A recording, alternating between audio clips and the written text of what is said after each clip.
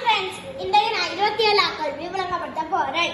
இப்படிவம் பற்றிய பிழையான கூற்று யாது? முதலாவது கூற்றை பார்ப்போம். சதுரம், வட்டம் இரண்டினதும் கோடுகளின் சுற்றளவு சமன்.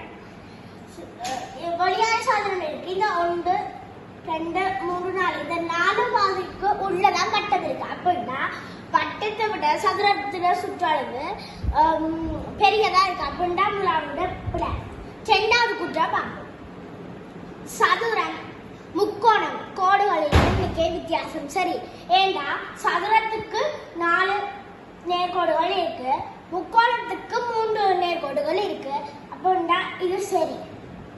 மூன்றாவது பார்த்தா சதுரம் நேர்கோடுகளினாலும் வட்டம் வளைகோட்டினாலும் ஆனது.